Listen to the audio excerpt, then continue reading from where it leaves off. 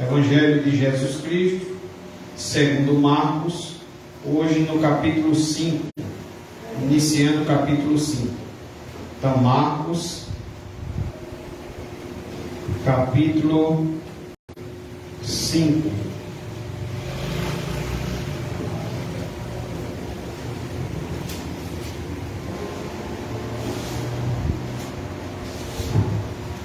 Marcos, capítulo 5, do versículo 1 ao versículo 20. Que o irmão e a irmã fiquem bem acordados, ouvindo a palavra do Senhor, aprendendo mais do Senhor nessa noite. O nosso tema é: quanto vale uma vida? Quanto vale uma vida?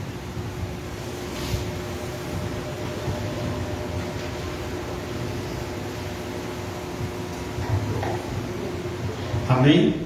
Amém. Marcos capítulo 5, a partir do versículo 1, diz assim a palavra do Senhor: Entrementes chegaram a outra margem do mar, a terra dos Gerazenos. Ao desembarcar, logo veio dos sepulcros ao seu encontro um homem possesso de espírito imundo, o qual vivia nos sepulcros, e nem mesmo com cadeias alguém podia prendê-lo, porque tendo sido muitas vezes preso com grilhões e cadeias, as cadeias foram quebradas por ele e os grilhões despedaçados, e ninguém podia subjugá-lo. Andava sempre de noite e de dia, clamando por entre os sepulcros e pelos montes, ferindo-se com pedras. Quando de longe viu Jesus, correu e o adorou, exclamando com alta voz: Que tenho eu contigo, Jesus, Filho do Deus Altíssimo? Conjuro-te por Deus que não me atormentes. Porque Jesus lhe dissera: Espírito imundo, sai desse homem. E perguntou-lhe: Qual é o teu nome? Respondeu ele: Legião é o meu nome, porque somos muitos. E rogou-lhe esclarecidamente que os não mandasse para fora do país. Ora, pastava ali pelo monte uma grande manada de porcos, e os espíritos imundos rogaram a Jesus, dizendo: Manda-nos para os porcos, para que entremos neles. Jesus o permitiu.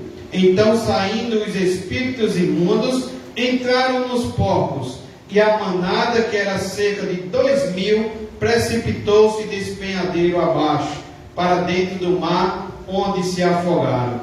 Os porqueiros fugiram e o anunciaram na cidade e pelos campos. Então saiu o povo para ver o que sucedera. Indo ter com Jesus, viram o endemoniado, o que tivera a legião, assentado, vestido, em perfeito juízo, e temeram.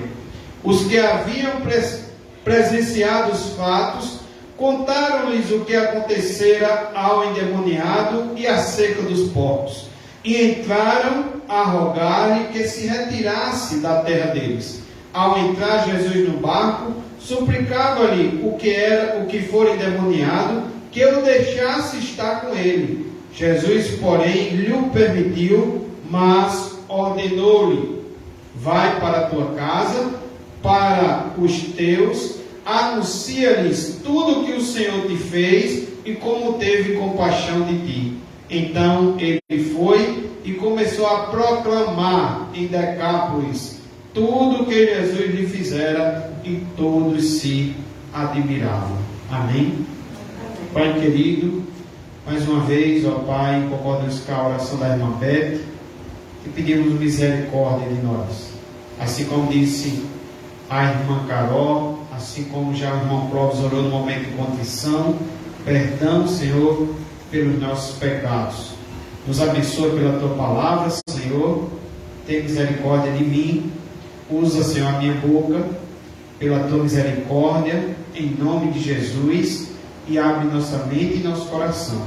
Venhamos ouvir, sermos edificados, sermos, ó Senhor, exaltados, consolados, alimentados, assim como o Senhor quer fazer nesta noite por meio dessa palavra. Que oramos e pedimos em nome de Jesus. Amém. Quanto vale uma vida? Primeiro, gostaria de analisar com os irmãos quanto vale uma vida para Jesus. Jesus, ele fez um alto investimento na vida desse homem gadareno. Ele enfrentou a fúria do mar, no capítulo anterior. Jesus enfrenta a fúria do mar, e depois Jesus enfrenta a fúria de um homem possesso. O escritor aqui, Marcos, o escritor do Evangelho, ele vai aqui no versículo anterior de um mar agitado para um homem agitado. Humanamente falando, meus irmãos, eram ambas as situações indomáveis. Mas já vimos no sermão anterior que Jesus acalmou o vento, a tempestade, os discípulos, e agora Jesus também subjuga também essa situação. Então, aqui nesse texto já era noite, e depois de uma tempestade, Jesus agora está num lugar deserto, difícil, cheio de cavernas. Jesus está agora em um cemitério, onde havia corpos expostos, alguns até em decomposição. O lugar em si já colocaria medo nos mais corajosos. Desse lugar sombrio, o texto nos diz que vai ao encontro de Jesus, sai ao encontro de Jesus um homem louco, um homem que está fora de si, possesso, um homem que o texto nos mostra que esse homem está nu e ferindo-se com pedras. É um homem desprezível, um aborto vivo, é um homem esquecido da sociedade. Todos já haviam desistido dele. Mas, meus irmãos, quanto vale uma vida para Jesus? Jesus não desistiu desse homem.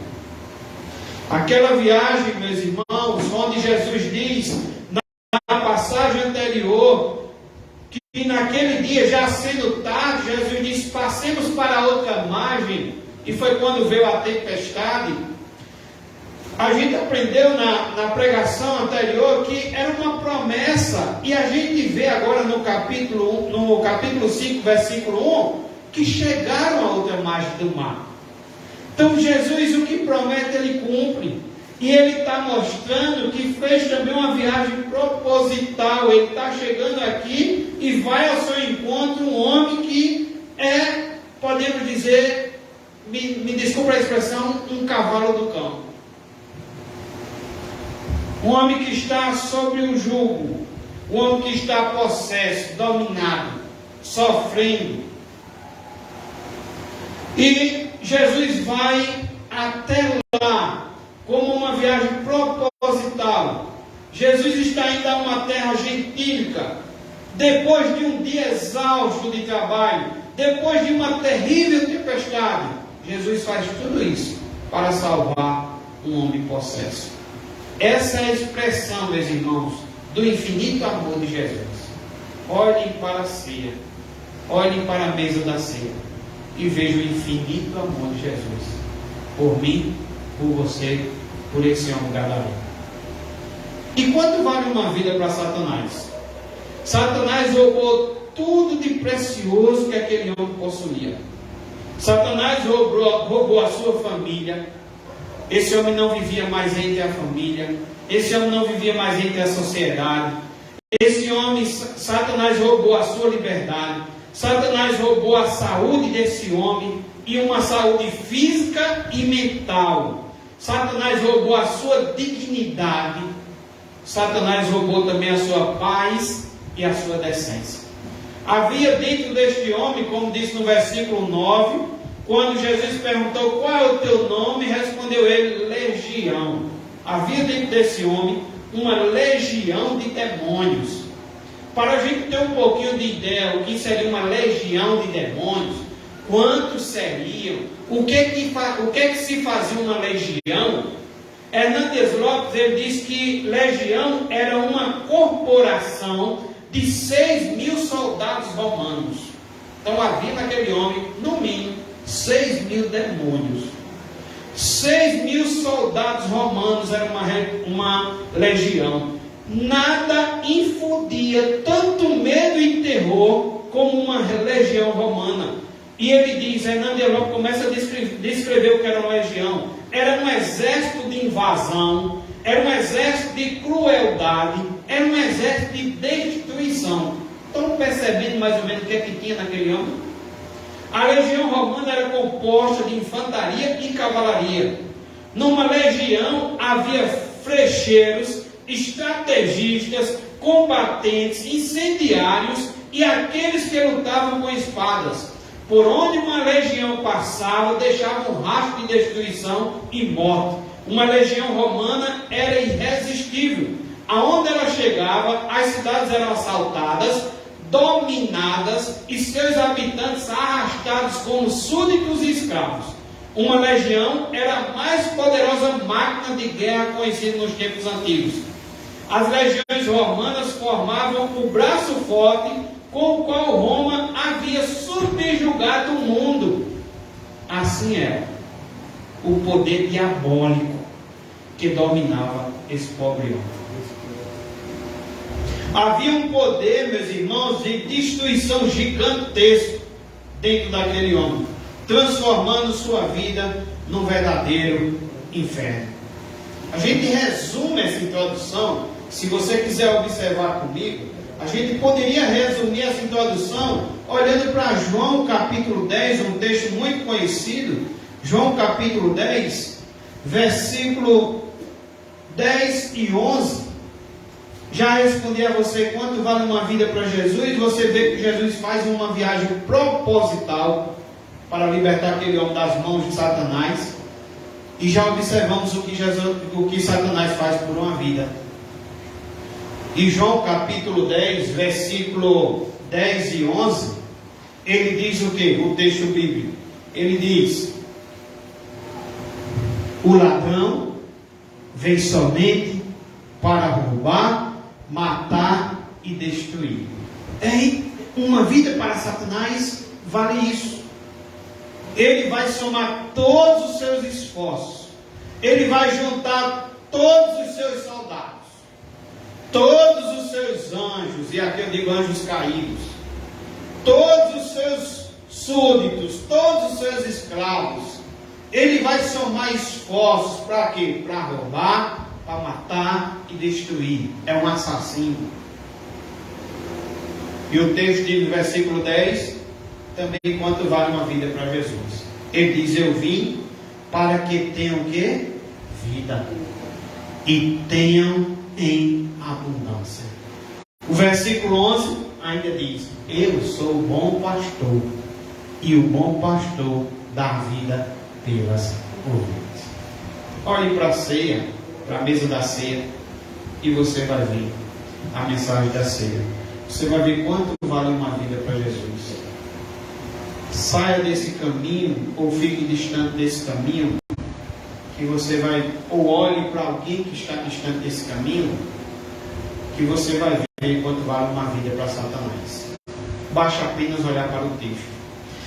E nesse texto de hoje, podemos observar também três forças aqui trabalhando: a força de Satanás, a força da sociedade e a força de Jesus. Eu quero observar com você, em primeiro lugar, o que Satanás pode fazer pelas pessoas. Sabe que ele pode fazer alguma coisa? O que Satanás pode fazer pelas pessoas? Versículo 2, olhe para a sua Bíblia, e versículo 9, diz assim o texto, versículo 2: ao desembarcar, Jesus estava vindo de um barco. Ao desembarcar, logo veio dos sepulcros ao seu encontro, ou seja, ao encontro de Jesus, um homem possesso. Esse homem estava possesso, que já vimos lá no versículo 9, que por uma legião que não está ali para dar vida, está ali para destruir, matar e roubar, né? Uma legião que é para destruir aquela pessoa, a sua dignidade, a sua paz, a sua decência, a sua saúde física e mental, a sua família, a sua liberdade. Versículo 2. Ao desembarcar, logo veio dos sepulcros ao seu encontro o homem possesso, e o texto faz questão de dizer de espírito imundo.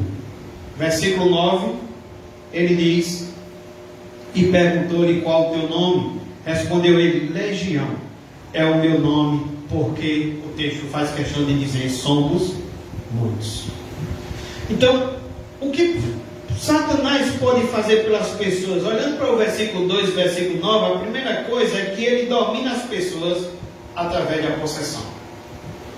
O gadareno, ele estava possuído, o texto diz no versículo 2, por espíritos imundos.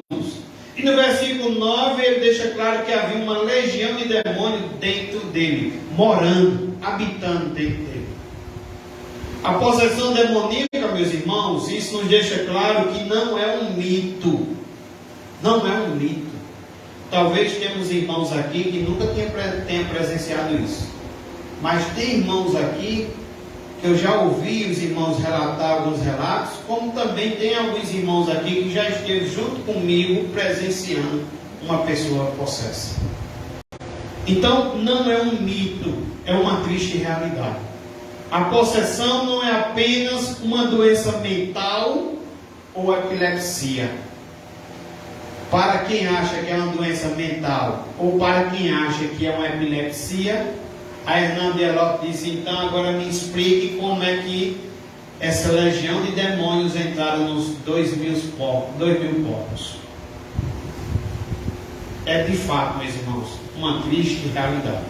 Ainda hoje, há milhares de pessoas vivendo no cabresto de Satanás. E a gente pode observar também, observando o que Satanás pode fazer pelas pessoas. Eu disse em primeiro lugar que ele domina as pessoas através da possessão. A gente pode observar algumas características dessa possessão. Em primeiro lugar, uma pessoa possessa, ela tem dentro de si uma entidade maligna. O texto disse que estava possessa por um espírito maligno. Esse homem não estava no controle de si mesmo. É uma pessoa que não tem o controle de si mesmo. Suas palavras, suas atitudes eram determinadas por esses espíritos imundos que estavam morando dentro desse homem.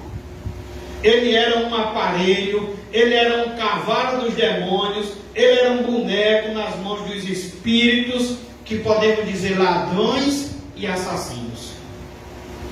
Ele tem uma entidade maligna. Em segundo lugar, uma outra característica é que uma pessoa possessa manifesta uma força sobre-humana. Uma força sobre-humana. Versículo 3 diz que ele vivia, o qual vivia nos sepulcros, e aqui vai mostrar a sua força. Nem mesmo com cadeias alguém podia prendê-lo. No versículo 4, diz que porque tendo sido muitas vezes preso com grilhões e cadeias, as cadeias foram quebradas por ele, e os grilhões despedaçados, e ninguém podia subjugá-lo. Então, uma característica de uma pessoa que está sob o domínio de Satanás, que está possessa, essa pessoa ela tem um espírito maligno, uma entidade maligna, e essa pessoa também tem uma força sobre-humana. As pessoas não podiam detê-la, como diz o texto, nem as cadeias podiam prendê-lo. A força destruidora com que despedaçava as correntes não vinha também dele, mas dos espíritos malignos que nele moravam. Em terceiro lugar, observando ainda as características, para que a gente conheça bem o que Satanás pode fazer por uma pessoa. Em terceiro lugar, uma pessoa possessa, ela tem frequentes acessos de raiva. Em Mateus, capítulo 8, versículo 28, nessa mesma passagem, o evangelista Mateus, narrando esse episódio, ele diz que os endemoniados estavam a tal ponto furiosos que ninguém podia passar por aquele caminho. Ninguém podia passar por aquele caminho por causa da fúria desses demônios que estavam morando, habitando na vida desse homem. Em quarto lugar, uma outra característica é que uma pessoa possessa perde o amor próprio. O versículo 5 diz que esse homem andava sempre de noite e de dia, não tinha paz, clamando por entre os sepulcros e pelos montes. E o texto diz o quê? Ferindo-se com pedras. Não tem amor próprio. Ferindo-se com pedras. No versículo 15, indo ter com Jesus, viram um endemoniado que tivera legião. Esse homem agora, depois da transformação, esse homem está sentado, esse homem está vestido, sinal que esse homem, ele andava nu. Se você for olhar o texto em Lucas, vai dizer que há muito tempo não se vestia. Então, é uma pessoa que não tem, essa pessoa possessa, ela perde o amor próprio. Esse homem andava nu e feria-se com pedras. Em vez de proteger-se, feria-se a si mesmo. Ele era o seu próprio inimigo. O ser maligno que estava dentro dele empurrou-o para as cavernas da morte. A legião de demônios que estava nele tirou dele a dignidade e queria destruí-lo e matá-lo. Há muitas pessoas que hoje ceifam, meus irmãos, a própria vida quando esses espíritos imundos entram nelas. Foi assim com Judas. Satanás entrou nele e levou ele até o suicídio. Em quinto lugar, uma pessoa possessa pode revelar conhecimento sobrenatural por clarividência e adivinhação. Se você olhar para o versículo 6, diz que quando de longe viu Jesus, ele já sabe quem chegou. Correu e o adorou. Veja, ele consegue revelar conhecimento sobrenatural. O versículo 7 diz, exclamando em alta voz, ele diz, que tenho eu contigo, Jesus, Filho do Deus Altíssimo. Olha como ele conhece. Conjura-te por Deus que não me atormentes. Ele já sabia que ele estava atormentando a muitos, estava atormentando a sociedade, a família, aquele homem, mas agora chegou quem atormenta eles. Então uma pessoa possessa pode revelar conhecimento sobrenatural. Eu meditando sobre isso, eu lembrei, mais ou menos um dia, cerca de umas 2 horas da manhã, estava eu e estava o presbítero Ismael. O presbítero Ismael estava domingo lá em casa. E chegou uma família me chamando para a gente ir lá expulsar um demônio que estava na filha dessa pessoa que veio me chamando. Aí isso era cerca de 2 horas para 3 horas da manhã. E uma coisa que me chamou a atenção, irmãos, foi que quando eu fui, que eu pisei o pé na calçada, eu escutei quando a pessoa lá da sala, sem me ver, a pessoa disse, o pastor chegou. Uma pessoa possessa, ela pode revelar conhecimento sobrenatural. Então, meus irmãos, a gente observa, em primeiro lugar, o que pode fazer Satanás pelas pessoas. Ele domina as pessoas através da possessão. E uma pessoa possessa, ela está com uma entidade maligna, ela está com uma força sobre-humana, ela está com frequentes acessos de raiva, ela perde o amor próprio e ela revela conhecimento sobrenatural. Em segundo lugar, o que Satanás pode fazer pelas pessoas? Ele arrasta as pessoas para a impureza. Versículo 2 diz que ao desembarcar logo veio dos sepulcros ao seu encontro um homem possesso de espírito imundo. O espírito imundo havia arrastado esse homem para onde? Para os sepulcros, para o cemitério. Versículo 3, parte A, o qual vivia nos sepulcros e nem mesmo com cadeias alguém podia prendê-lo. Então veja que uma pessoa que está possessa por um espírito maligno, dominada por Satanás, esse espírito também arrasta essas pessoas para a impureza. O espírito que estava naquele homem era um espírito imundo, por isso levou esse homem para um lugar impuro, o cemitério, para viver no meio dos sepulcros. A impureza desse homem aqui, para os judeus, ele era impuro porque vivia em terras pagãs, né? E era considerado uma terra impura.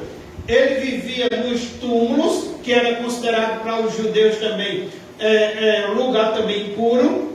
E também ele estava possesso, então ele era considerado também pelos judeus impuro. E o efeito, meus irmãos, dessa impureza era o quê? Uma separação de Deus sem esperança.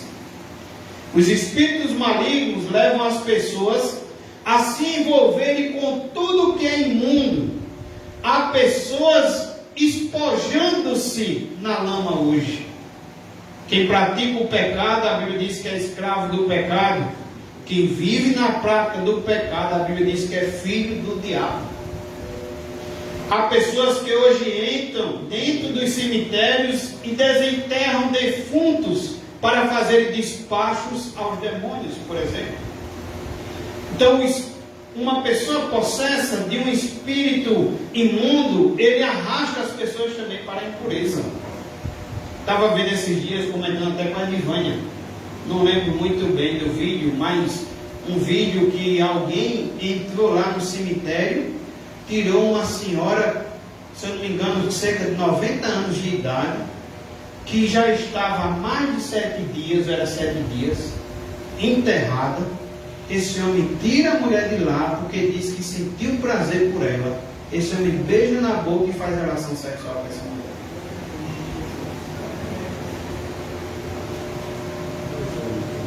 Ele arrasta as pessoas para a impureza. Em terceiro lugar, ele torna as pessoas violentas. Já vimos no versículo 3 que eles viviam nos sepulcros, eram arrastados para lá, né? E nem mesmo com cadeias alguém podia prender. O versículo 4, porque tendo sido muitas vezes preso com grilhões e cadeias, as cadeias foram quebradas por ele, e os grilhões despedaçados, e ninguém podia subjugá-lo. Então, essas pessoas se tornam pessoas violentas. O endemoniado tornou-se um problema para a família e ele torna um problema também para a sociedade. O amor familiar e a repreensão da lei não puderam domesticar aquela fera indomável. Ele era como um animal selvagem, resistia a qualquer tentativa de controle que não fosse de Satanás. Os vivos não o suportaram mais e o expulsaram. Ele foi morar com os mortos. Estes não lhe faziam nenhum mal, mas também não o protegiam de si mesmo. Ele agora estava nu entre os demônios. Há um espírito que atua nos filhos da desobediência e torna as pessoas furiosas, violentas e indomáveis. Há seres humanos que se transformam em monstros perversos, em feras indomáveis. Nem o amor da família, nem o rigor da lei tem amenizado o aumento dos crimes violentos, por exemplo, em nossos dias. Então, meus irmãos, em quarto lugar, ele atormenta também as pessoas. Versículo 5: andava sempre de noite e de dia, clamando por entre os sepulcros e pelos montes, ferindo-se com pedras. O gadareno estava perturbado mentalmente. Ele andava sempre de dia e de noite, gritando por entre os sepulcros. Não havia, meus irmãos, descanso para a sua mente, nem descanso para seu corpo. Além da perturbação mental, ele se golpeava com pedras, como diz o texto, vivia nu, ensanguentado, correndo pelos montes, vivendo no meio de cavernas e sepulcros. Há muitas pessoas hoje atormentadas, inquietas e desassossegadas, vivendo nas regiões sombrias da morte, sem família, sem liberdade, sem dignidade, sem amor próprio, ferindo-se a si mesmas e espalhando terror aos outros. O que Satanás pode fazer pelas pessoas? E a gente viu, em primeiro lugar, ele domina as pessoas através da possessão. Uma possessão que tem entidade maligna, tem uma força sobre-humana, que tem acessos de raiva, que perde o amor próprio e que tem um conhecimento sobrenatural. Ele arrasta as pessoas para a impureza, ele torna as pessoas violentas, ele atormenta as pessoas. Ele veio matar, roubar e destruir. Podemos observar uma segunda força nesse texto, o que a sociedade pode fazer pelas pessoas. O que a sociedade pode fazer pelas pessoas? Nessa situação, o que a sociedade pode fazer para o endemoniado gadareno? Na situação de sermos libertos das mãos de Satanás, na situação de sermos libertos de nós mesmos, na situação de sermos alcançados, o que a sociedade pode fazer? Pode fazer por esse homem, pode fazer por nós. Em primeiro lugar, a sociedade, meus irmãos, afastou esse homem do convívio social. Versículo 3 e versículo 4, deixa isso bem claro. Vivia dos sepulcros. Versículo 4, o que a sociedade fazia? O que tinha a fazer era prender muitas vezes em grilhões e cadeias. Que por ele, que pelo poder do espírito maligno, era muitas vezes quebrada e despedaçada. Ninguém podia subjugá-lo. O máximo que a sociedade pôde fazer por esse homem foi tirá-lo de circulação. Arrancaram-no da família e do convívio da sociedade. Desistiram do seu caso e lhe consideraram uma causa perdida. Lhe consideraram um caso irrecuperável e descartaram-no como um aborto nojento. O máximo que a sociedade pôde fazer por pessoas problemáticas é isolá-las, colocá-las sob custódia ou jogá-las numa prisão. As prisões não libertam as pessoas por dentro nem as transformam, ao contrário, tornam essas pessoas ainda mais, muitas vezes, violentas. Para a sociedade, meus irmãos, ainda hoje é mais fácil e mais cômodo lançar na caverna da morte, no presídio e no desprezo, aqueles que caem nas garras do pecado e do diabo. É o que a sociedade tem feito e é o que a sociedade pode fazer. Uma segunda coisa que a gente ainda observa é que a sociedade acorrentou esse homem. Como eu já disse aqui nessa noite, a prisão foi o melhor remédio que a sociedade encontrou para deter esse homem. Colocaram cadeias em suas mãos e em seus pés. Mas a prisão, diz o texto, que não pôde subjugar, não pôde detê-lo. Ele arrebentou as cadeias e continuou espalhando terror por onde andava. A sociedade não tem poder, meus irmãos, para resolver o problema do pecado, nem libertar as pessoas das garras de Satanás. Somente o Evangelho transforma. Somente Jesus liberta. Não há esperança para o homem, para a família e para a sociedade, se não for Jesus Cristo. Terceiro lugar, o que é que uma sociedade pode fazer? A sociedade deu mais valor aos poucos do que a esse homem. Versículo 11 ao 17 diz que pastava por ali, pelo monte, uma grande manada de porcos.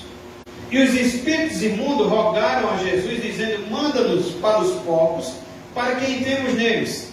Jesus o permitiu. Então, saindo os espíritos imundos, entraram nos porcos, e a manada, que era cerca de 2.000, precipitou-se de despenhadeira abaixo para dentro do mar, onde se afogaram. Morreram ali os 2.000 porcos, todos possessos da legião que estava naquele homem. Os porqueiros, versículo 14, o que é que a sociedade faz nessa hora? Os porqueiros fugiram e o anunciaram na cidade e pelos campos. Os porqueiros fogem da situação e vão anunciar para os demais o que foi que aconteceu. Versículo, continuando. Então saiu o povo para ver o que sucedeu. Indo ter com Jesus, esse povo, essa multidão, viram o endemoniado que tivera a legião, e essa multidão vê uma coisa que temeram.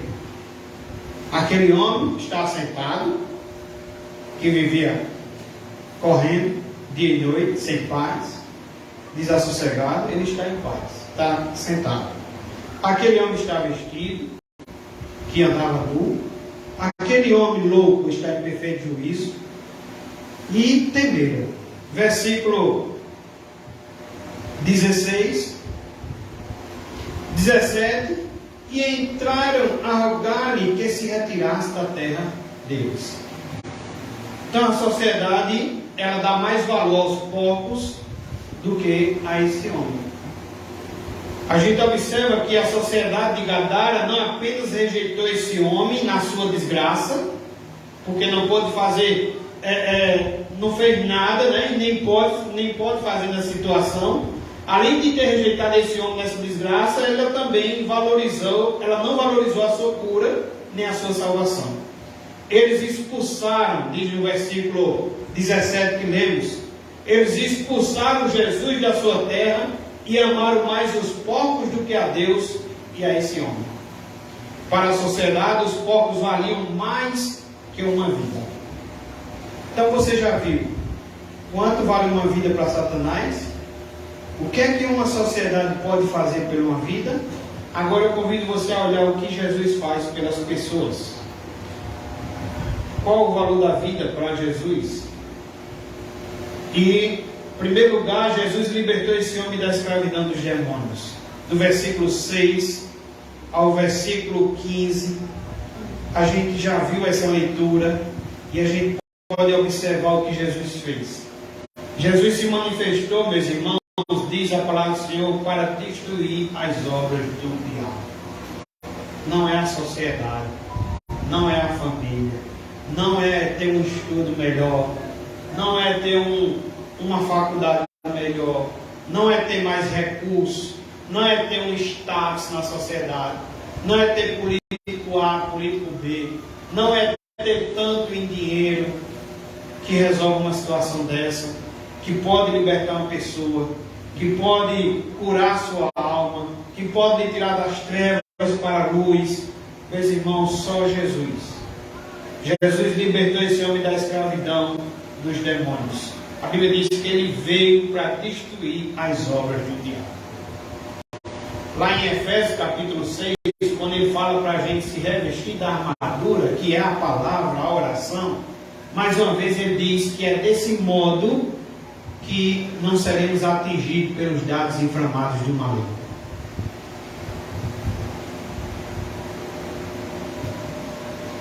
Diante de Jesus, meus irmãos, todo joelho precisa se dobrar.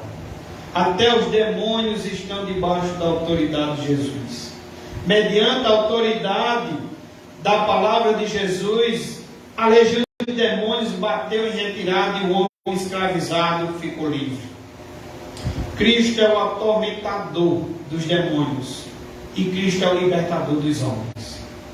Aonde ele chega, os demônios tremem e aqueles que estão presos por Satanás são libertos.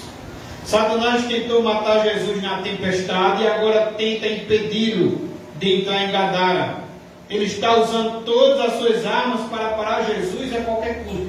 Mas em vez de se intimidar com a legião de demônios, Jesus aqui espalha terror no exército demoníaco. É como o pastor disse certa vez, né? Talvez você já ouviu aqui na mensagem que essa pessoa está com uma entidade maligna, que essa pessoa tem uma força sobre-humana e por isso, pastor, se o Senhor me chamar, eu não vou. Se o Senhor me chamar para expulsar, eu não vou. Se alguém me chamar, eu não vou. Essa pessoa está com um espírito maligno, com uma força sobre-humana. Uma vez eu percebi a mãe, um rapaz mais ou menos, eu acho 30 anos de idade, estava em possesso, e a mãe já de uma certa idade, a mãe chorando, nervosa com aquilo que estava vendo, a esposa dele também muito nervosa, e eu disse, sabe de uma coisa, vamos ali para o quarto. Mandei ele para o quarto e fechei a porta. Coisa de gente doido, né, irmãos? Eu fiquei até pensando, rapaz, eu posso levar uma pizza aqui, eu posso levar um murro, eu posso levar um bufete. Fechei a porta, fiquei sozinho com ele no quarto. Um espírito maligno, uma força sobre-humana, frequente acessos de raiva, perda do amor próprio e pode revelar conhecimento sobrenatural. E pastores dizendo: olha, você que vai evangelizar, quando você bater na porta de alguém, não tenha medo, ainda que quando abra a porta seja Satanás. Não tenha medo, porque aquele que diz que eu e você precisa ir, eu e você precisa anunciar tudo que a gente aprendeu, tudo que ele fez em nós, tudo que está escrito. Nós precisamos ir anunciar toda a criatura, em todo lugar, em toda nação. Ele também disse que estaria conosco. E esse que diz que está conosco, ele é aquele que entra na casa do valente e saqueia os bens do valente. Jesus é maior, meus irmãos, do que o valente. Ele é aquele que tem toda a autoridade no céu, na terra e debaixo da terra. Meus irmãos, se a gente for olhar apenas para a encarnação de Jesus, já era para a gente não duvidar de nenhum milagre, nem de nenhum dos seus feitos. Basta olhar para o nascimento de Jesus, já teremos motivos de crer, de não duvidar de nada do seu poder.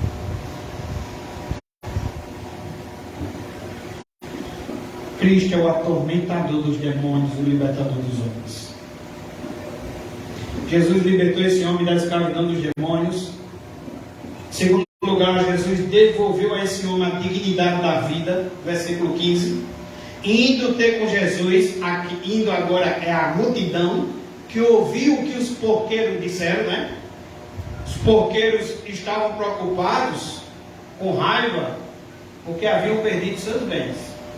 Não estavam maravilhados, porque aquela pessoa que não vivia mais no convívio da sociedade, aquela pessoa que fazia medo a todo mundo, aquela pessoa que se matava a si mesmo, se cortando, se ferindo com pedra, aquela pessoa que nem as cadeias dos grilhões pôde detê-lo, estava agora sentado, sereno, vestido em perfeito juízo. Os porqueiros, a sociedade, ela não está preocupada, ela não está maravilhada com o feito do Senhor. E talvez pudesse dizer: Senhor, faz também na minha vida, Senhor, faz também na minha casa, faz também na minha família. Não, sabe, eles estavam anunciando, né, certamente contra o Senhor. É tanto que quando a sociedade chega, a sociedade faz o quê? Expulsa o Senhor. E Jesus faz o quê? Devolveu a ele, esse homem, a dignidade da vida. Versículo 15. Indo ter com Jesus, viram o endemoniado, o que tivera a legião, assentado, vestido em perfeito juízo. Jesus devolve, meus irmãos, a este homem a dignidade da vida. E aqui a gente pode observar algumas coisas nessa libertação. Em primeiro lugar, o homem estava sentado aos pés de Jesus. O versículo 15 diz que ele estava sentado. Lucas, se você for olhar na mesma passagem, diz que estava sentado aos pés de Jesus. Aquele que vivia perturbado, correndo de dia e de noite, sem descanso para a mente e para o corpo, esse homem agora está quieto, sereno, assentado aos pés do Salvador. Jesus havia antes acalmado o vendaval do mar, e agora Jesus acalma também o homem que estava atormentado. Em segundo lugar, o texto nos diz que esse homem estava agora vestido. Esse homem havia perdido o pudor e a dignidade. Ele andava nu. Havia muito tempo que não se vestia, como diz Lucas. Tinha perdido o respeito próprio e o respeito pelos outros. Estava à margem não só da lei, mas também da decência. Agora que Jesus o transformou, a primeira coisa a fazer é vestir-se, é cuidar do corpo, não ferir mais, é apresentar-se com dignidade. A prova da conversão, meus irmãos, é a mudança. Paulo foi falado terça-feira. Quem era Paulo? Até Jesus, quando fala com Ananias, Ananias não quer ir até Paulo. Mas Jesus, eu vou até aquele homem que eu tanto ouvi falar que há muito mal fez ao teu povo. E Jesus, não. Vá lá que ele vai estar orando. E eu vou mostrar para ele o quanto importa sofrer pelo meu nome. Jesus transforma a vida de Paulo. Paulo estava nesse caminho, Paulo agora está nesse. É a verdadeira conversão. Vinha no carro agora há pouco conversando e a irmã Silvânia relatava de um caso de um suposto diácono, que diz que é diácono, que saiu de uma determinada igreja. O motivo é um pouco esquisito. E eu até dizia à irmã, se for crente, esse motivo for verdade, ele certamente vai procurar uma outra igreja. E a igreja que for recebê-lo, é importante que a igreja procure saber o que aconteceu. E a irmã Silvânia me dizia que o irmão se justifica a saída da igreja por causa desse motivo, mas o irmão no carnaval chamava, fazia o convite à irmã Silvânia, de não somente ele, mas também a família dele acompanhando ele, que eram pessoas também que diziam crente que saiu de uma determinada igreja, para ir para o bloco das virgens em Sorobim. Então não é alguém que sai de uma igreja porque a igreja está deixando de ser bíblica e vou sair porque eu quero honrar a Deus, vou sair porque eu honro a palavra de Deus e vou procurar uma igreja que tem feito isso, que tem amado a palavra de Deus e que tem honrado a palavra de Deus. Mas parece que o motivo não é esse, né? Sai da igreja, justifica talvez a culpa do pastor, né? E agora está chamando a irmã para ir para o bloco das virgens em Sorobim. Então, a verdadeira convenção, meus irmãos, precisa ter mudança. Eu ouvi uma pessoa também que estava correndo, posso dizer assim, da polícia e correndo também das pessoas que talvez quisessem matar ele. E essa pessoa dizia, eu fiz isso, eu roubei, eu usei droga, porque o pastor tal não me deu a oportunidade na igreja.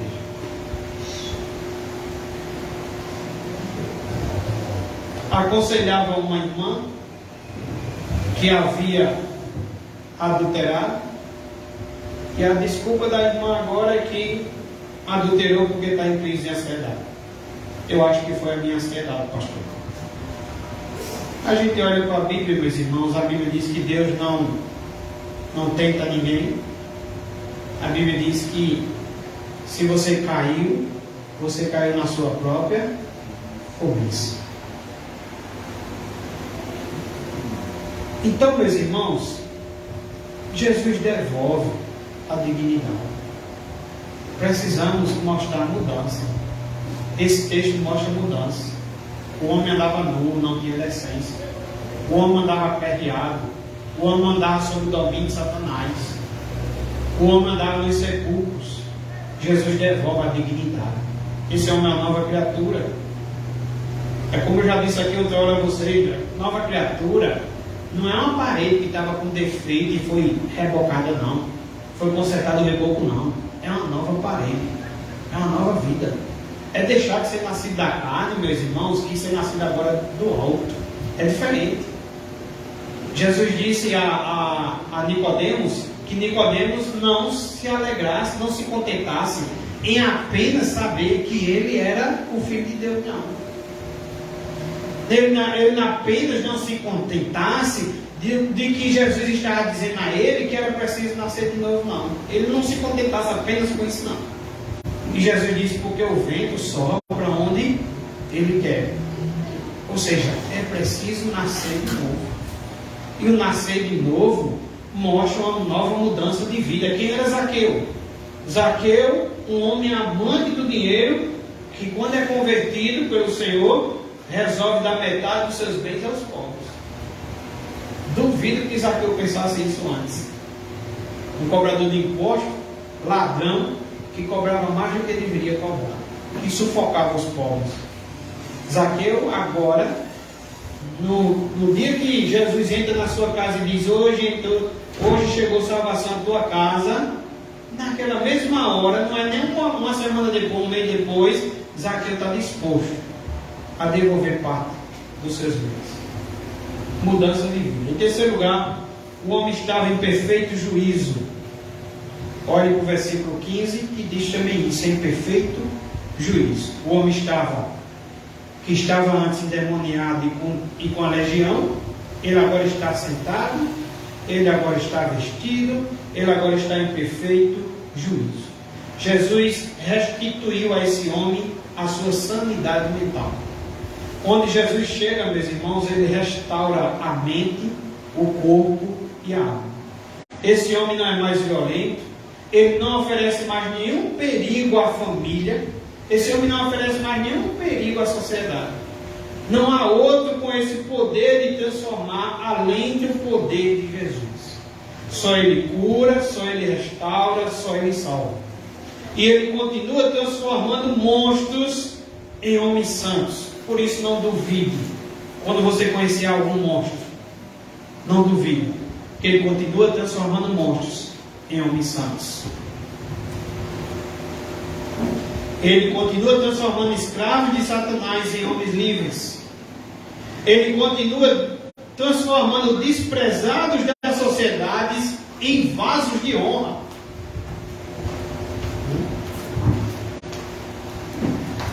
Ainda podemos observar quanto vale uma vida para Jesus, lendo do versículo 18 ao 20, onde Jesus dá agora a esse homem que foi transformado uma gloriosa missão, que eu e você temos. Veja aí o versículo 18 ao 20. Marcos 5, 18 ao 20. Ao entrar Jesus no barco, suplicava-lhe o que for endemoniado que eu deixasse estar com ele. O homem quer ir com Jesus, o homem que foi liberto. Ele quer caminhar com Jesus, ele está maravilhado, ele está grato, ele quer servir, ele quer ir com o Senhor. Versículo 19: Jesus, porém, não lhe permitiu, mas ordenou-lhe. Esse ordenou-lhe lembra muito a ordem que ele nos dá lá na grande comissão: vai para a tua casa, para os teus, anuncia-lhes tudo o que o Senhor te fez e como teve compaixão de ti. Olhe para você, irmãos. O texto não está falando somente para o endemoniado gadareno. Está falando para você também que já foi alcançado. Você também está na lama. Você também se despojava na lama. Mas o Senhor te tirou da lama. O Senhor tirou você do charco de lodo. O Senhor tirou você das trevas e trouxe você para a luz. E Ele dá também um ID também para nós. Ele dá também uma obrigação, uma ordenança também para nós. Vai para a tua casa, para os teus, anuncia-lhes tudo o que o Senhor te fez e como teve compaixão de ti, como o Senhor teve compaixão de ti. Versículo 20, então ele foi e começou a proclamar em Decápolis tudo o que Jesus lhe fizera e todos se admiraram. Jesus envia esse homem como missionário para a sua casa, para ser uma testemunha em Decápolis. Havia em Decápolis cerca de 10 cidades. E aquele homem que espalhava medo e pavor, agora ele, depois de ser alcançado por Jesus, ele anuncia as boas novas de salvação. Antes era um problema para a família, esse homem agora vai para casa, seja uma bênção para a sua família. Antes era um mensageiro da morte, agora vai para a tua cidade e seja um embaixador da vida, seja um mensageiro de Cristo. Deus operou na sua vida e o que Deus faz por nós precisa ser contado também aos outros. Eu até meditava aqui que a gente vê aqui, podemos dizer aqui, um novo convertido. E alguém poderia dizer, mas pastor, será que eu não tenho ainda que ser discipulado? Será que eu ainda não tenho que fazer alguns cursos? Será que eu não tenho que fazer um seminário? Não. Vai, diz o que o Senhor fez por ti. Diz o que o Senhor, como o Senhor teve compaixão de ti.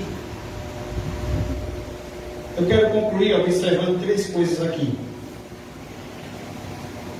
A gente vê o que Jesus faz pelas pessoas. Jesus libertou esse homem da escravidão dos demônios. Jesus devolveu a esse homem dignidade da vida. E Jesus dá a esse homem uma gloriosa missão. E eu quero concluir observando 3 coisas aqui. Jesus responde a 2 pedidos. Temos 3 pedidos aqui. Jesus responde a 2. E Jesus nega, indefere um pedido. Vamos ver. Primeiro, Jesus atendeu o pedido dos demônios. Veja, Jesus atendeu o pedido dos demônios. Versículo 10 e versículo 12 mostra isso. Os demônios pediram e pediram encarecidamente. Havia intensidade e urgência no pedido dos demônios. Eles não queriam ser atormentados, nem enviados para o abismo, como diz lá no texto de Lucas, nem para fora do país, como diz aqui no versículo 10, mas para a manada de porcos que pastava pelos montes. É intrigante que Jesus tenha atendido prontamente o pedido dos demônios, e a manada de 2.000 porcos precipitou-se de espinhadeira abaixo para dentro do mar, onde se afogaram. E a pergunta é, por que Jesus atendeu o pedido dos demônios? 5 razões, bem rapidinho. Em primeiro lugar, Jesus atendeu, meus irmãos, o pedido dos demônios para mostrar o potencial destruidor que agia naquele homem. Havia naquele homem um poder destruidor. Jesus permite que ele solte aquele homem, que ele saia daquele homem, que ele entre na manada de porcos, e a gente sabe qual é o resultado quando entra na manada de porcos. 2.000 porcos se afundam. Esse poder destruidor é capaz de destruir em matar 2.000 porcos. Então, Jesus quer mostrar isso para a gente, o poder destruidor que agia naquele homem. Por isso você precisa anunciar. Como também você precisa glorificar a Deus, porque você não dá mais sobre esse poder. Amém. Em segundo lugar, Jesus quer revelar também àquele homem que o poder que o oprimia tinha sido vencido. A Bíblia diz: se o Filho vos libertar, verdadeiramente sereis livres. Aquele homem agora de fato estava livre. Assim como é verdade a possessão demoníaca, é verdade quando o Senhor liberta. O Senhor liberta e liberta, meus irmãos. Eu não preciso mais programar um culto na semana para culto de libertação. Meus irmãos estão libertos. Em terceiro lugar, para mostrar à população de Gadara que para Satanás um povo tem o mesmo valor que para um homem. De fato, Satanás tem transformado muitos homens em porcos. Jesus está alertando aquele povo sobre o perigo de ser um escravo do pecado e do diabo. Em quarto lugar, para revelar a escala de valores dos gadarenos. A gente vê que os gadarenos expulsam quem? Jesus. Eles expulsaram Jesus. E expulsaram Jesus por causa de quem? Dos porcos. Eles amavam mais os porcos do que a Deus e ao próximo. O dinheiro era o Deus deles. O William Barclay diz que os gadarenos, ao expulsarem Jesus, estavam dizendo: não perturbem nossa comodidade. Preferimos que deixem as coisas como estão. Não perturbem nossos bens. Não perturbem nossa religião. Eles queriam estar e continuar como estavam. E o homem continuando sendo destruído por Satanás. Em quinto lugar, Jesus permite isso, atende o pedido dos demônios, para mostrar que os demônios estão debaixo da sua autoridade. Os demônios sabem que Jesus tem poder para expulsá-los e também para mandá-los para o abismo. Alguém mais poderoso do que Satanás havia chegado E os mesmos demônios que atormentavam o homem agora estão atormentados na presença de Jesus. Os demônios só podem ir para os porcos se Jesus o permitir. Você observou isso? Eles estão debaixo do comando e autoridade de Jesus. Eles não são livres para agir fora da autoridade suprema de Jesus. Dizia Martinho Lutero que Satanás é como um cachorrinho na coleira de Deus. Só vai até onde Deus soltar a coleira. Há uma segunda resposta ao pedido. O primeiro foi o pedido dos demônios e o Senhor responde. Segundo, Jesus atende ao pedido dos gadarenos, versículo 17. E entraram a rogar-lhe que se retirasse da terra deles. Eles pedem a Jesus que Jesus se retire da terra. O que é que Jesus faz? Tudo bem, Jesus sai. Agora uma coisa que podemos... Lucas também diz que Jesus, tomando de novo o barco, voltou. Né? Então, Jesus atende esse pedido. Jesus volta. Mas uma coisa que a gente observa é que Jesus deixa ali um missionário. Jesus volta, atende o pedido deles, saiam daqui da nossa terra, não queremos você aqui, somos mais os porcos do que os milagres que o Senhor fez, o Senhor está atrapalhando aqui nossos bens, e aí expulsa Jesus, Jesus vai embora. Mas o Senhor não nos trata segundo os nossos pecados. Ele deixa ali um missionário que voltasse para casa, que anunciasse a sua família e que anunciasse em Decápolis, onde temos ali mais de 10 cidades, cerca de 10 cidades. O terceiro pedido, e a gente encerra aqui, é que Jesus interferiu o pedido do gadareno salvo. O homem liberto, curado e salvo, quer por gratidão seguir a Jesus, e Jesus diz, não. O Senhor não permite. O mesmo Jesus que atendeu a petição dos demônios e dos incrédulos, agora rejeita a petição do salvo. E por quê? Em primeiro lugar, a família precisa ser o nosso primeiro campo missionário.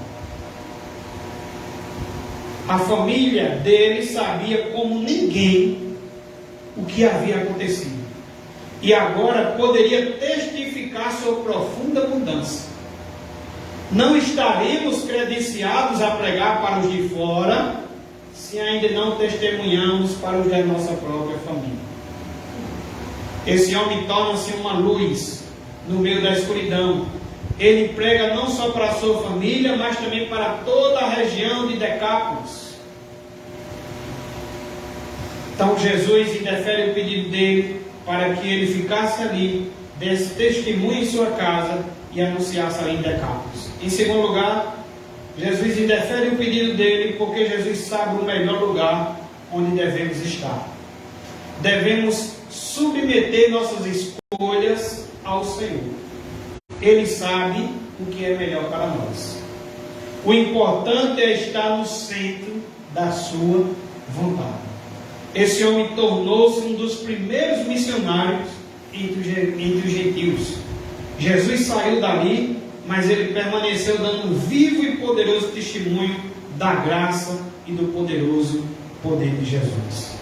Precisamos nos submeter à vontade do Senhor, porque Ele sabe onde é melhor o lugar de nós estarmos.